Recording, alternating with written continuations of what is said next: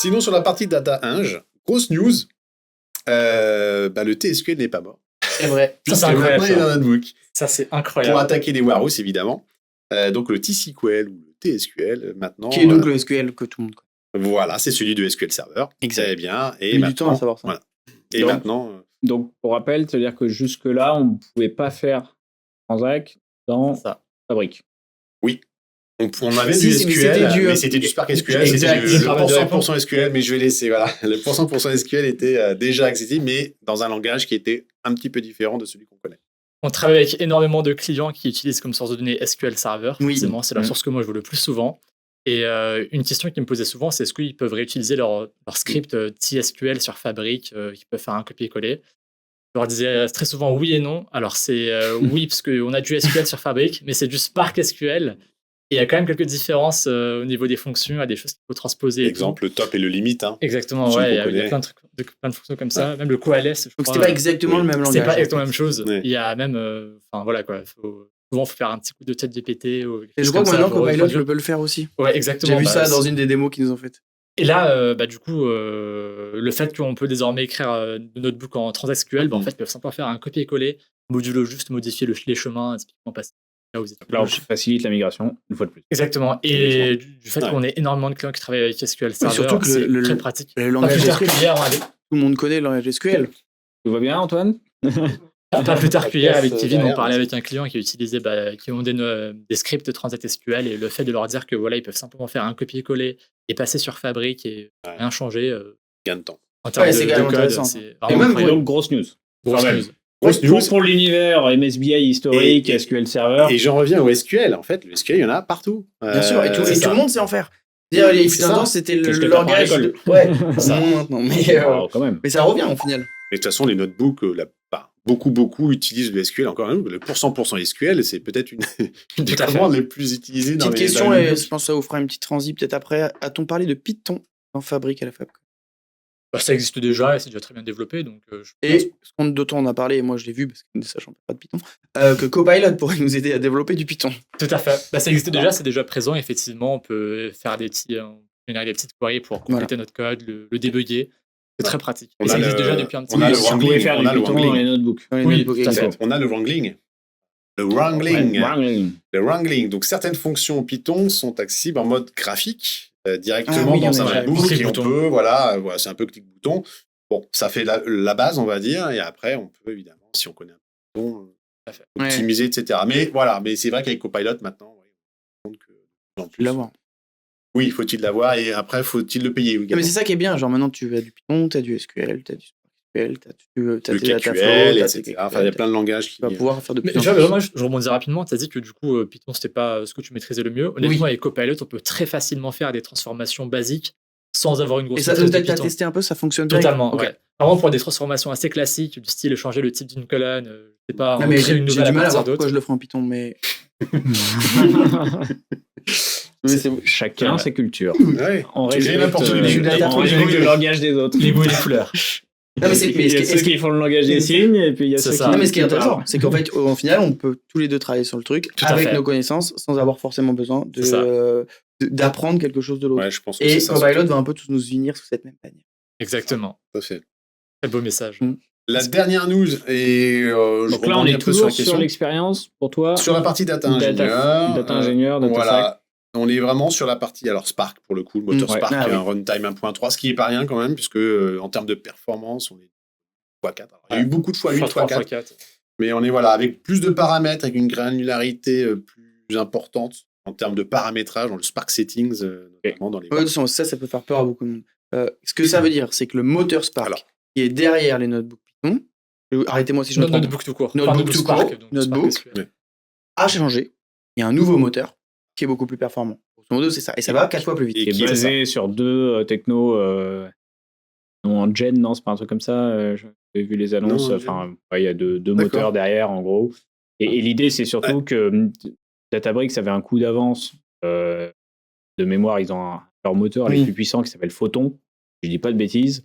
Et pour le coup, faisait un x10 en termes de perf quand tu le prenais. Alors, c'était les moteurs les plus chers. Ouais. Mais ce qui faisait que si tu comparais vraiment dans les benchmarks, Fabric Le Spark de Fabric versus Databricks, c'était perdant parce qu'il y avait Photon, c'est à vérifier. Mais c'est justement ce qu'ils testaient, qu'ils montraient ils montraient les petites vidéos où ça tournait pour voir. Alors de ce qu'ils montrent, ça va beaucoup plus vite. Les benchmarks, il y a beaucoup de benchmarks aussi qu'on a vu effectivement pour dire que voilà, par rapport effectivement à la version d'avant. On est équivalent d'un Databricks. On est vraiment sur des ordres similaires, des échelles. Et j'ai une question vite fait là-dessus. Tu pourras choisir ton moteur ou on dit juste maintenant les notebooks ont un nouveau moteur? Alors, oui, il y a un nouveau moteur, mais attention, on va pouvoir aussi déployer. Alors ça, ils l'ont montré et je trouvais que c'était un peu dangereux. Au niveau du workspace, on va pouvoir créer plusieurs instances, plusieurs environnements Spark en fonction des développements qu'on voudra faire. C'est-à-dire qu'en gros, le développeur du notebook pourra choisir parmi ces environnements. Au contraire, c'est pas dangereux. C'est-à-dire qu'à un moment, tu vas pas toujours prendre ta plus grosse machine si tu n'en as pas besoin. C'est ça? Oui, bien sûr.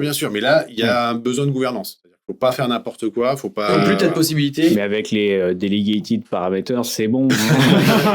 Encore une fois, tout ça montre que quand même, pour toutes ces nouveautés, pour tout ça, il y a quand même besoin de gouvernance. Et je le répète toujours. Alors là, passer sur Fabric sans gouvernance, c'est de la folie. C'est comme prendre une voiture sans prendre le volant.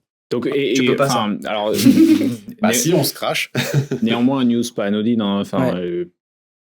Cette nouveauté sur le moteur Spark de Mux, on le sait, il y a quand même une compete malgré le bien sûr, il y a Databricks. Bien sûr. Et du coup, un des investissements de Microsoft quand Fabric sort, c'est de dire nous maintenant, on va être adapté au nouveau monde, le monde de toute façon, justement. C'est ce que Databricks disait. Mais c'est bien, mais vous êtes long. C'est ça, le monde des fichiers parquets, le monde des clusters, et par contre, tu arrivais avec quelque chose qui n'était pas compétitif par rapport à ce qui se faisait. Là, il y a un gros investissement sur les capacités à. Tu te rends compte, Dataflow, il augmente, le moteur il augmente, tu tires vers l'eau. Après, qu'est-ce que ça a comme conséquence sur la capa? C'est ça. À voir. Ça, c'est toujours pareil. Pour revenir là-dessus, lors de la FabCon, la partie consommation n'était pas nécessairement quelque chose qu'on remontait beaucoup. Il y a eu une session à part entière là-dessus qui était très intéressante. Donc, je pourrais en faire une vidéo à part entière. Le bursting. Sur justement, le bursting, le smoothing, sur la gestion de la capa. Il va être bien amélioré. Il va nous permettre d'éviter que la capa explose en l'air, coupe tout, et dise bon je reprends après. J'attends, je reprends. Et en fait, elle va faire casser des choses qui sont non prioritaires, que tu auras déterminées comme non prioritaires. Ça, c'est une des annonces aussi. Donc, beaucoup moins de frustration pour les clients qui vont faire du burst et puis à un moment donné qui vont se retrouver à dire upscale ou sinon si tu éteins ta capa. Burst, c'est je dépasse mon seuil capacitaire. Voilà, en fait, on t'autorise en fait à dépasser la puissance en termes de CU. Les 30 secondes de ta capacité, mais derrière, il y a une forme de lissage sur le temps qui fait que, avec le smoothing... Et si ton burst est trop important, là, tu avais un espèce d'arrêt. Le temps c'est le throttling. Le throttling, si on te dit, et là, tu pourras dire, tu peux plus créer certains éléments. Donc, c'est ça, c'est qu'est-ce que tu ne peux plus faire derrière? C'est quand tu as un gros pic? Ça bouge plus. Tu peux plus lancer. Par exemple, ton notebook, il peut plus lancer. Alors, au début, la première étape, c'est que tu peux plus créer de nouveaux objets. Tu veux créer un nouveau pipeline, etc. Parce que, on te dit que la capacité, et après, à un moment donné, si tu continues à trop consommer, les pipelines qui s'exécutent régulièrement s'arrêtent. Tes reporting ils sont lents. T'as plus rien qui tourne. Non, mais à un moment donné. T'as plus de puissance. C'est comme un forfait téléphonique. Une fois que t'as consommé tes 2 heures, t'as plus rien. De toute façon, Edge. Donc après, ça veut dire qu'il faut upscaler. Et donc là, il y a vraiment un truc qui est sorti, nous montrer. Tu vois ton rapport Power BI qui s'affiche en 4 étapes. Et donc là, il y a une granularité au niveau de la gouvernance pour dire mais je vais prioriser certains traitements qui, eux, continueront à tomber. Qui doivent pas tomber. Voilà, qui doivent pas tomber. Genre, t'as ton codir, faut que leur report, ils tiennent. Il n'y a pas de débat, tu vois. Ce qui ne tombera pas, mais les autres tomberont avant. C'est pas parce que le stagiaire, il a fait sauter la capacité que les rapports financiers... Et ça permettra de garder ta capacité avec le même niveau de performance. Donc ça, c'est une mesure quand même de préservation assez importante. Mais tu vois, c'est tout ce qui est encore autour de tout ça. C'est qu'on parle de fonctionnalités qui sont certes bien, mais c'est aussi augmenter la puissance. C'est pas de nouvelles fonctionnalités qui changent tout. C'est renforcer, c'est améliorer. C'est déjà clair parce que Nicolas, on a souvent eu le débat de cette fameuse capacité. Moi, j'aime bien l'image du forfait téléphonique. C'est un peu ça pour expliquer. C'est qu'une capacité, c'est un forfait famille. Voilà, c'est ça. C'est une consommation à la minute. Donc, on sait que tu as N minutes dans un mois. Et du coup, combien ça va te coûter par rapport à la minute. Mais c'est lié aussi à un nombre de capacités unit. C'est ça. Donc, imaginez ça comme un crédit, un forfait téléphonique. À un moment, si au début du mois, j'ai appelé quelqu'un de ma famille beaucoup trop et que j'ai qu'un forfait de 2 heures, forcément, j'ai plus que 15 minutes sur le reste du mois. Alors attention, parce qu'avec Fabric, c'est pas au mois. Ça va être à la seconde, par contre.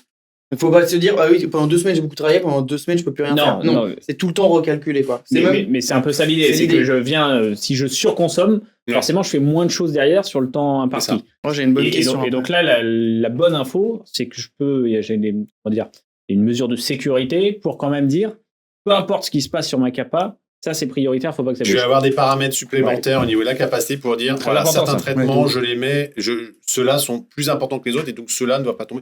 Donc du coup, les autres vont être, bien entendu, moins...